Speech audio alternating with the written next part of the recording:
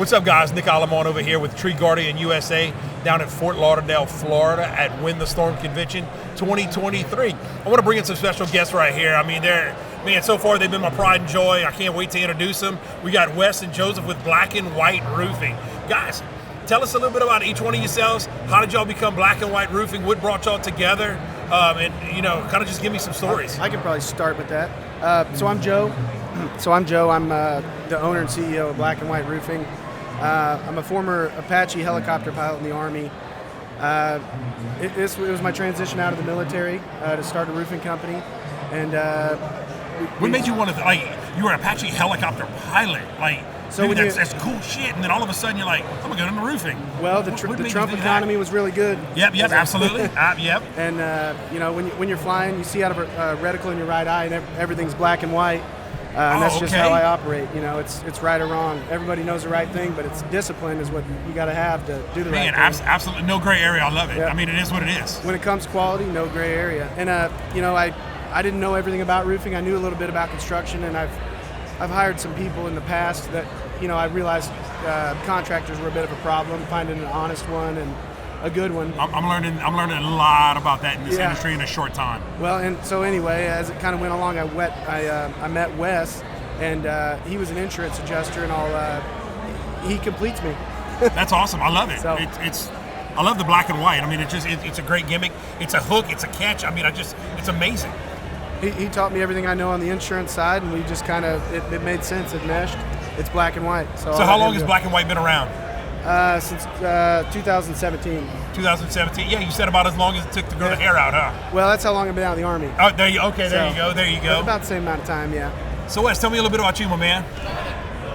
I'm going to tell you one more thing about Joe. So he always says, and sometimes he forgets to say, when he got out of the Army, he was working on 2 houses, and he tried to hire contractors in the area, and none of them were reliable. There was a lot of them that weren't honest, and he saw an opportunity to create a brand that was honest and did a good job and did quality work. The area that we live in Missouri is very notorious for being Ozark. People don't show up, they don't do the job they promised, and so that's kind of what I liked about Joe when I saw his company forming. I was an insurance adjuster, and for a couple of years tried to meet Joe, and just because I liked what they were doing, they were taking care of the customers.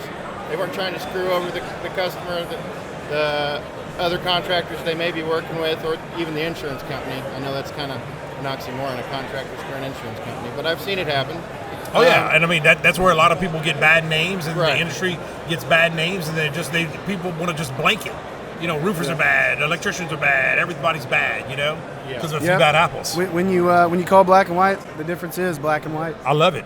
It's an amazing concept. Yeah. So. Finally met him a few years ago, and I'd started doing some supplements for other contractors in the area, but Joe actually was keeping me pretty busy, so I joined up with them. Then I started out helping him as a manager and training the guys on how to inspect damage properly, how to get these adjustments bought, as well as some of the supplements on the back end, and really found that this generation is kind of hard to train on some of that stuff right now, which is why I think a lot of companies can benefit from outsourcing that part of the job. If I could interrupt one thing, You're talking about this generation is kind of hard to train. Yeah. I think to be able to train somebody, they have to actually show up. Yeah, they have to want to. That's the hardest thing. I was 20 years in the car business, and that was the one thing is we've had people apply, get hired, and they show up and look, hey, I'm going to get lunch, and they never come back. Right. Are you serious? So I used to hear a lot of excuses. And Joe and I have even asked each other, hey, are we the problem? Are we bad at training people? So then we let someone else try and train, and it still didn't help. And I heard, our price is too high. I can't sell because we cost too much, or people just don't want to buy, or I'm not making enough money. But they never show up. They don't go out and put the work in. And so I actually last year just switched to doing sales myself instead of relying on other guys to sell for us. And I've almost done $2 million in my first year in an area where I don't think anybody else has really done that in the area consistently. Because again, it's black and white. Yeah. You take out the gray area, there's no excuses. Right. So, either we're going to do this or we're not. Yeah. Well, something we noticed, a lot of the younger generation, they're really good on their phone, but they don't know how to use a computer. Or not just that. Or they don't have the. Can't communicate. Yeah. They can text you all day long, but as soon as they have to pick up the phone and talk to somebody, it's or go crazy. knock on a door, face-to-face conversation, Yeah. Yeah. I don't have a quick comeback. No, because you can't Google it. Yeah. Nope. No, and it's hard to teach that. I mean, it is. You can train it. You can coach them, but they have to want to be coached. I like that W word, the want. Yeah. They have to want it. That's period, plain and simple. So then I would say the only other thing that I'd kind of point out about us is, a lot of companies we run into, they can farm out the supplement part of the process, and there's a lot of good companies that do that. But their biggest problem is getting leads. There's a lot of people on here that generate leads for companies or sell leads to companies. Right. We've never really had a need for that because we have an excess of leads. Just by coming to work every day, the black and white helps. Joe's truck wraps are probably our number one source of leads. And then Google, we've got some pretty neat Google marketing that Joe came up with. Special secrets. Special secrets. We've got 30 million views on Google. That is amazing. 7 years. Okay, you need to be like G.I. Joe and, share some of these secrets because knowing's half the battle, right? Yeah. So, So, it does take a lot of work. But basically all we did was we took pictures of our truck in front of every business that we could locally, and then we branched out and we just kind of started going. Oh, okay, I got it. We took a picture of our truck in front of every business, and then we left them a 5-star Google review. And anytime you Google any business in our area, y'all were there. Black and White Roofing was there. Our truck shows up. So it's subliminal marketing like crazy. I call it black and white guerrilla marketing. I mean, it went crazy. Guerrilla warfare right there. You're in. People are Googling the DMV to get them, and they're all calling me going, how did you get your truck on everything? Well, I went to one town. It went viral. We hadn't worked in at all. And I spent one day driving around taking pictures, put them all up, and the next day I went and knocked some doors. We've never been in this town before. And the first 10 people I talked to said, oh yeah, I see your trucks everywhere. We've only had one truck in the town for one day, and immediately they said, I see your trucks everywhere. In the car business, we call that branding. Yeah, I recommend any company to wrap your trucks, number one, and number two, you got to do the black and white guerrilla marketing because it works. Dude, I love it. And it's free. You'll be number one on Google. It's free. It doesn't cost you nothing. I don't pay for Google at all. Let Google do the work for you. Yeah. Yep. So we don't always wear the black and white suit, but what we do is wear our black and white shoes. So we could walk in a grocery store, gas station, and people will point and go, hey, did you know you have 2 different color shoes on? And then it immediately opens the door for us. Hey, I'm dressed with black and white. We're immediately handing them a card or, saying, don't forget to vote for Joe. That's awesome. I like it. Yep. That is awesome. So just anything you can do to create a conversation with people, break the ice, or if someone looks at you and they break the ice with you, then, create that relationship with that person, and now anytime they need a roof, they're going to think of you. Oh, absolutely. Try to be relatable, you know what I'm saying? If you hunt, fish, shoot guns, bowl, it don't matter. Try to find something relatable with somebody. Well, and most important, I think, this isn't a job for me, although I own the company and it's what I do every day.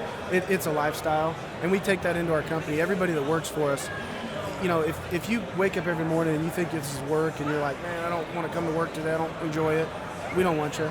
It's a lifestyle. Yeah, and look, I tell friends of mine, I tell even my girlfriend that I don't want anybody. I don't ever want to work a day in my life.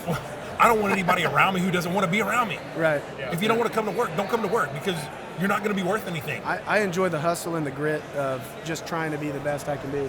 Absolutely. I got it's the Kobe Bryant mentality. It's the Mamba mentality. I love it, guys. So let me ask you something real quick. Number one, I want to thank you guys so much for sitting with me, talking with me, telling your story, things like that. How does somebody get a hold of you guys? Because, we're putting this on all over our social medias, things like that. And let's just say somebody out in Missouri says, man, okay, I need a roofer, but how do I get a hold of these guys? Well, you can call 844-ROOF-WOW. Say it again slower. 844-ROOF-WOW. Okay. Or you can look us up on Facebook, Black and White Roofing. We're also on TikTok, okay. Black and White _TV. We put a lot of our Instagram, Black and White Roof. I'm gonna follow y'all right after this. Yeah, we do a lot of fun stuff. A lot of it's on TikTok and Facebook. Joe's got some zebras.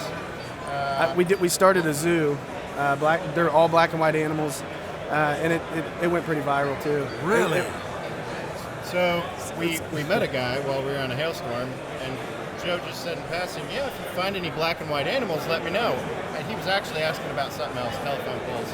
And it wasn't 30 minutes later that the guy called us and said, hey, I found a zebra. Do you want a zebra? No, and keep in mind, I've never had a dog or a cat. Yeah. Okay? I've never had an animal. Immediately, Joe said yes. And I said, I'll take the zebra. So Joe and I were actually joking. We said, it'd be funny, a storm had just happened, is if we buy the zebra and just let it out, and then everybody talks about it. And it would go viral, But we didn't do that. We kind of got busy. Joe took it home, got some other animals, and I had to build a fence. I didn't have all that done. That's right. awesome. Oh my gosh. So the electric company came out and was hooking up a new meter for one of the shops and spooked the zebra, and it got out. And it made national news. That It jumped a 5-foot fence in Lake of the Ozarks, and we got more PR from that, marketing. It's crazy how the simplest things. Well, and his name's Marty, like the movie Madagascar. Yeah. And then we got the lemur too. We got Julian the lemur. Oh my gosh. But yeah, when that went viral, and we sold a lot of roofs last year because of that. That's awesome, guys. So everywhere we go, they called, they're like, oh, it's Joe Exotic, the Zebra King. That's funny. That's the first thing I thought of as soon as you said you own some animals. Yeah. Man, once again, guys, I appreciate you guys so much for coming sit with me and talking and everything else like that. I've talked with roofers, I've talked with regular general contractors, I've talked with attorneys, I've talked with solar panel people. I'm learning how much I don't know. Yeah.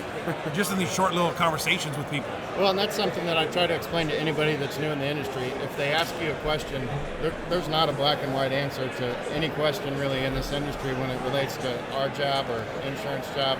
There's so many different possibilities, I don't even know an example, but if we have guys and gals that ask us every day at work a question, and there's 3 or 5 different possibilities because it can vary between customer, it can vary between insurance company, it can vary between the insurance adjuster at that same insurance company. So it is a lot. Just got to keep moving forward. You just got to keep moving forward, and there's a lot of people here you can talk to that can be pretty good resources.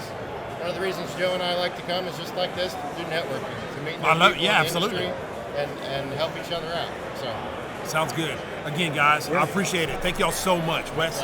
Thank you. Thank you.